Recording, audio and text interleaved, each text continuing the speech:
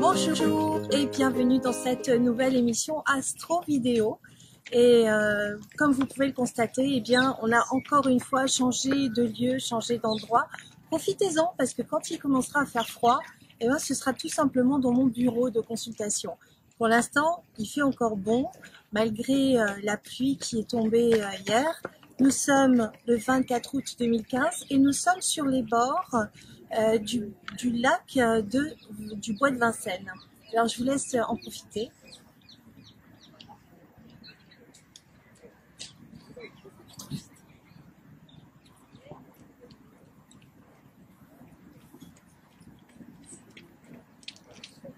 Les aspects marquants de ce 24 août 2015 sont assez particuliers et encore une fois très intéressants.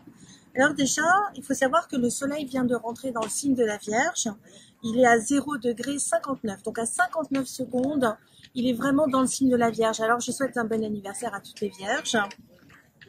Et juste à côté, on a Jupiter. Jupiter, c'est le symbole de la loi. C'est le spécialiste, c'est l'homme d'église. Enfin, il y a beaucoup de définitions pour le même symbole astrologique, comme vous le savez. Et Jupiter étant juste à côté du Soleil, pour tous les enfants qui naissent en ce moment, eh bien, ils seront jupitériens, puisque le Soleil prend la coloration de la planète. Alors, Jupiter à côté du Soleil, ça peut donner pour les Vierges eh bien, une incidence par rapport à la loi, à la légalité ou par rapport à des signatures. Donc il faut faire très attention parce qu'il y a ce qu'on appelle un aspect de 150 à 150 degrés. C'est un équivoque. Hein, ça veut dire que c'est pas forcément bon, c'est pas forcément mauvais, tout dépend comment on va le prendre. Et donc, ça va faire un 150 avec le monsieur qui correspond au passé, que ce soit le passé de cette vie-ci ou le passé des vies antérieures, qu'on y croit ou qu'on n'y croit pas. De toute façon, il y a une ambiguïté qui est liée au passé et qui est liée peut-être à une mauvaise évaluation. Vous vous rappelez, ça fait plusieurs jours que je parle d'une évaluation qui peut être un petit peu à côté de la plaque. Donc c'est dans le signe du Bélier, un signe mental. Attention à ne pas avoir des attitudes qui soient excessives. Vous vous rappelez que Jupiter, c'est aussi la grande bénéfique, donc ça peut être l'expansion. Donc attention à ce que la loi ne bloque pas l'extension, que ce soit des Vierges ou que ce soit des Béliers d'ailleurs. Alors il faut savoir que ça touche la maison solaire 6 pour les Béliers. Donc ça peut être aussi une remise en question sur le plan professionnel, tout simplement dans le travail. Il peut y avoir des comptes à rendre par rapport à la hiérarchie, par exemple, ou des signatures qui ne se font pas, mais c'est toujours dans le cadre professionnel.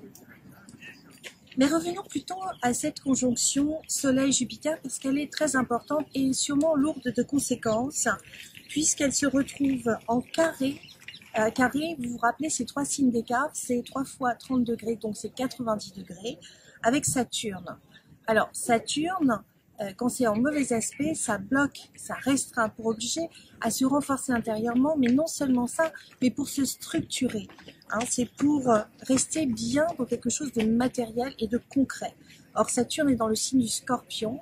Le Scorpion, quand c'est, j'allais dire, mal aspecté, ça peut être les richesses négatives du Scorpion, ça peut être l'eau croupie, ça peut être la boue qui remonte, ça peut être des tentatives d'attaque, par exemple, pour les Vierges. Donc, la conjonction Soleil-Jupiter au carré de Saturne, eh bien, il peut y avoir un problème pour les Scorpions et il peut y avoir aussi un problème pour le signe de la Vierge. Donc, il faut faire très attention. Jupiter, c'est aussi le symbole du banquier, c'est le symbole des signatures. Saturne, c'est la sagesse. Il peut y avoir un manque de sagesse qui peut contraindre les Vierges à se structurer et à s'officialiser. Jupiter étant le symbole de la légalité, il faut que les Vierges, mais aussi les Scorpions, fassent attention à bien rester dans les clous. Alors, Saturne, on va parler de Saturne, puisque Saturne va contraindre Jupiter c'est le ton est donné. Alors il faut savoir que la Vierge, c'est aussi le signe de l'économie. Donc il peut y avoir des restrictions économiques. Ça peut toucher Paris, puisque Paris est aussi le signe de la Vierge. Et oui, il y a plusieurs symboles, je vous le rappelle, pour le symbole astrologique. En tout cas, il y a une obligation de se restructurer en profondeur. Ça peut passer par le plan économique. Ensuite, on sait que le maître de la Vierge, c'est Mercure. Donc, du coup, on va aller creuser. On va aller voir ce qui se passe du côté de Mercure. Mercure est à la toute fin de la Vierge. Et il va toucher le dernier décan, mais il va faire un très très bel aspect avec Cérès. Alors Cérès symbolise le signe de la Vierge, mais encore en pleine puissance. On va dire que j'avais dit que c'était une étoile fixe, mais je vais rectifier. C'est plutôt un planétoïde. Et il se trouve dans le signe du Capricorne. Alors ça va être très intéressant de voir que Mercure va être en bon aspect avec ce planétoïde. Donc on a quelque chose qui nous amène, parce que c'est en Capricorne, mais du Capricorne c'est Saturne, que Mercure dans le signe de la Vierge va être en bon aspect avec Cérès qui est à la toute fin du Capricorne. Et là, ça va nous demander une réflexion intéressante, profonde, structurée, qui va nous permettre de poser les choses sur la durée, particulièrement au niveau de la communication, au niveau des écrits, par exemple. Et donc, les difficultés qu'il pourrait y avoir avec la conjonction Soleil-Jupiter dans le signe de la Vierge au carré de Saturne en Scorpion, eh bien, va être contrebalancée par un semi-sextile avec les lunes noires qui sont la lune noire moyenne, qui touche beaucoup au niveau des transits planétaires à la toute fin de la Vierge. Donc il peut y avoir un coup de bol extraordinaire, il peut y avoir à partir du moment où on reste dans les clous, une signature, il peut y avoir une amélioration d'ailleurs des conditions économiques, puisque c'est l'économie, il peut y avoir une bonne évaluation de la situation, mais il peut aussi y avoir de la colère. Alors pourquoi je dis de la colère? Parce que le Scorpion, c'est le maître, le Pluton, c'est le maître du Scorpion. Alors, et il peut y avoir, j'allais dire, le sentiment d'isolement, le sentiment de retard, de blocage. Donc, on va aller voir ce qui se passe dans le Scorpion. Et en dehors de Saturne, Saturne fait un très très bel aspect avec la quadruple conjonction quasiment, en tout cas qui viendra se resserrer au fur et à mesure de la semaine, avec Mercure qui est le messager des dieux. On a la lune noire moyenne qui indique une importance au niveau des transits planétaires. Il y a des coups de chance. Il y a un aspect par rapport à le chemin de vie, donc le nœud nord en balance, qui nous dit voilà, l'impulsion pour aller dans telle ou telle direction, pour harmoniser votre vie et votre mission d'âme, c'est dans cette direction. Il y a des coups de bol, des choses très importantes, très intéressantes. Et en plus, on a la lune noire qui vient s'en mêler, qui, elle, est déjà à peu près à 3 degrés de la balance. Donc, les deux lunes noires vont aller prochainement occuper le signe de la balance. Pour l'instant, on a celle qui est à la toute fin de la Vierge, c'est la lune noire moyenne. Elle est très importante. Et là, pour le coup, elle fait un sextile. Un sextile, c'est 60 degrés, c'est-à-dire 2 degrés d'écart, 2 fois 30 degrés. Avec Saturne, donc il y a un coup de bol qui amène une construction sur la durée mûrement réfléchie. Donc il peut y avoir quelque chose de très intéressant qui est proposé par le signe du Scorpion, mais aussi un renouveau pour les balances, un renouveau aussi pour les Vierges, à condition qu'elles restent bien dans les clous, parce que les Vierges, Mercure, maître de la Vierge, dans le signe de la Vierge, est en 45 avec Mars en Lion. Mars, c'est le dieu de la guerre.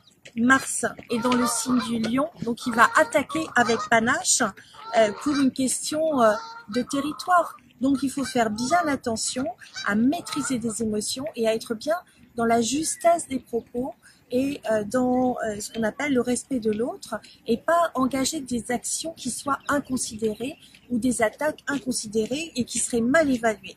Pourquoi je dis mal évalué? Parce que à l'opposé de cette quadruple conjonction, Mercure, lune noire, chemin de vie ou nœud nord et lune noire frais, il y a une opposition au signe du Poisson, une opposition déjà au nœud sud en Bélier, donc il peut y avoir avec la tête une mauvaise évaluation, une opposition à Chiron qui est la blessure, donc il peut y avoir des réactions qui sont épidermiques puisque Chiron est en Poisson, et il y a une opposition. C'est tout pour l'instant. mais c'est déjà pas mal. Et puis, on a cette quadruple conjonction qui fait quand même un trigone, donc 4 degrés, 4 signes d'écart, donc 4 fois 30 degrés, avec Cérès. Donc vraisemblablement, il y a un grand tournant qui devrait être plus diplomatique, mais Vénus, maître de la balance et donc maître du chemin de vie pour l'instant, est encore rétrograde dans le signe du Lion. Elle fait une ambiguïté avec la part, elle est opposée à la part de fortune qui se trouve en Verseau, et donc il peut y avoir un petit ralentissement, un petit chagrin pour les lions. Il peut y avoir le sentiment que on n'est pas encore tout à fait sur son bon chemin. En fait, on aimerait que ce soit la rentrée et prendre des bonnes décisions pour la rentrée, mais tout le monde n'est pas encore rentré. Il y a des gens qui sont encore en vacances. J'espère que vous en faites partie. Ce sera donc l'occasion pour vous de lire l'horoscope de la rentrée que je vais vous écrire signe par signe et que vous pourrez lire tout prochainement sur le site du guidedelavoyance.com. Et sur ce, je vous souhaite une très belle journée en ce 24 août 2015. Je vous souhaite une excellente rentrée à ceux qui rentrent, des bonnes vacances à ceux qui sont encore en vacances. Je vous embrasse très fort, mes petits signes.